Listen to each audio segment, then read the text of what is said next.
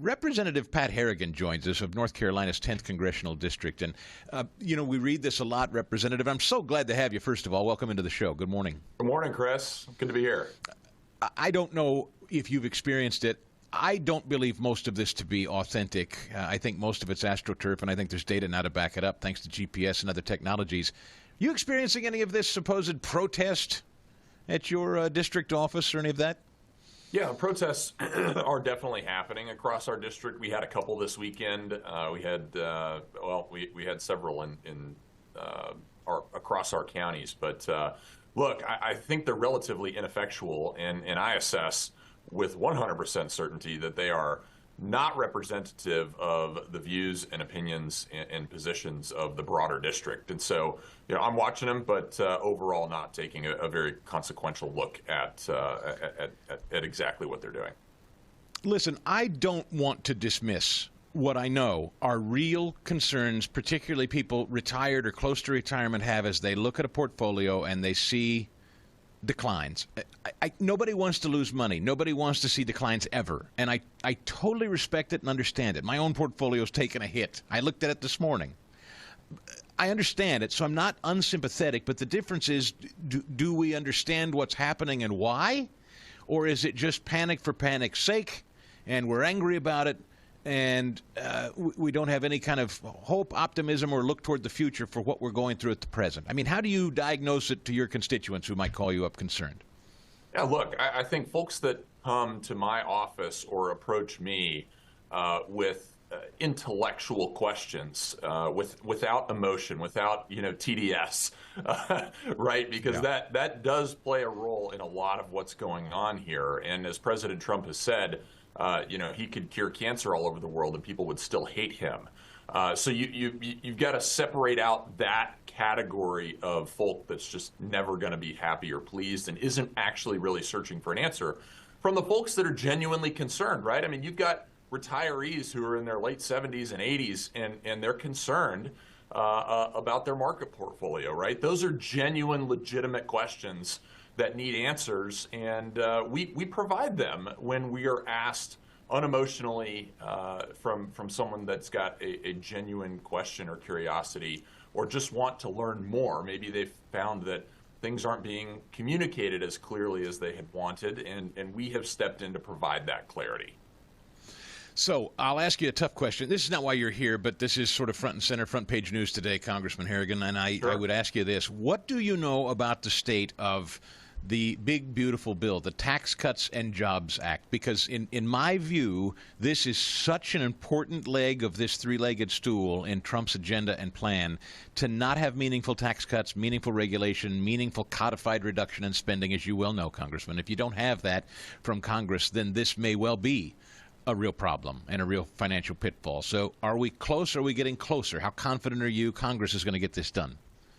I think we're certainly moving in the right direction, and I think anybody can look out and say, gosh, why are we not moving faster on this? Some of that's procedural, some of it's situational, particularly with respect to the majorities that we have in both the House and the Senate. We've got to understand the majority that we have in the Senate is actually, as a percentage of the overall body, significantly larger than the majority that we have in the House. And so we're working through those things. I think some folks are tracking and are going to be tracking this week, if they're already not, that the Senate has passed their budget resolution that looks ultimately very different than the budget resolution that the House passed. And there's serious concerns within the House over budget deficits and the Senate's unwillingness to trim our deficit spending. And so that is going to play out this week.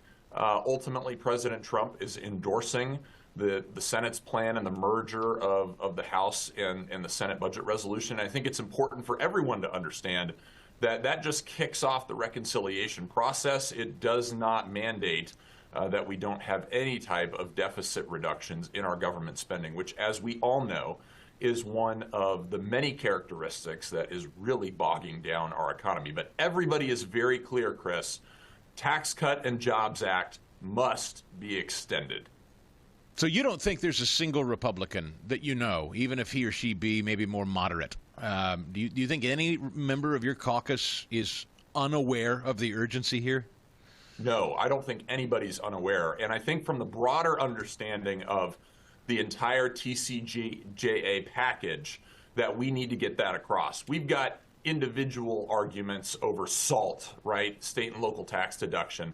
That's always going to be a present concern, particularly for the more moderate side of the party in states that have high state taxes. States like mine in North Carolina, we're like, why on earth should we be subsidizing these states and these folks that live in states with high state taxes? That's their problem to solve. We're always going to have that back and forth. But from a broader picture and understanding of what it means to extend these tax cuts, not just for individual taxpayers, but also for businesses as it relates to setting the conditions for our economy to be successful, everybody understands the urgency of that. Representative Pat Harrigan with us. He represents the 10th Congressional District of North Carolina. You are introducing a bill to limit the Communist Chinese activity on our military bases, which is kind of stunning that you have to make that a resolution of some kind, but here we are. Look, providing for the common defense is your chief task. All of you who are sworn in as officers of the United States government, providing for the common defense.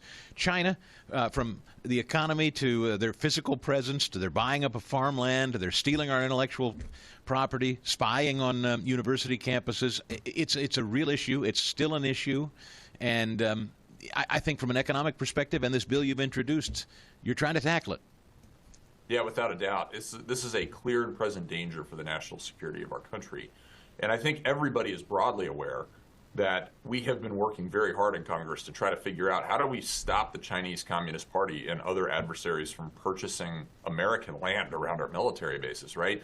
But in the pursuit of that task, we've overlooked where is the Chinese Communist Party and other adversaries already occupying and operating on our military bases. And this is exactly why I introduced the Military Installation Retail Security Act, because my office discovered that GNC, the supplement company, is wholly owned by the Chinese Communist Party and is operating over 80 locations across our military bases nationwide. They are already inside the wire, direct access to our most sensitive military personnel. I was just out at Fort Bragg this weekend on a Codel, and just out of curiosity, wanted to know how many GNCs are there. There's 4, just on Fort Bragg alone, 4 different locations. And you've got to understand, Fort Bragg is the center of the universe for our special operations forces. Some of our most elite special operators are there. We have got to get this company off of our military installations, and we have to do it right now. President Trump engaged on this front. Secretary of Defense Hegseth, what have you heard from them? Look, I think we're starting to actually get the snowball of the information out there over the last several days. I think we've just had a couple of videos that crossed over 1 million views. So the word is starting to get out, but largely people are unaware that this is a problem yet on our military bases. And so I appreciate your help in making sure that we get the word out that, hey, we need to pay attention to the full spectrum of this problem set, and it does include persistent occupation on our military bases and operation in and around some of our most sensitive military bases and in and around some of our most elite military personnel.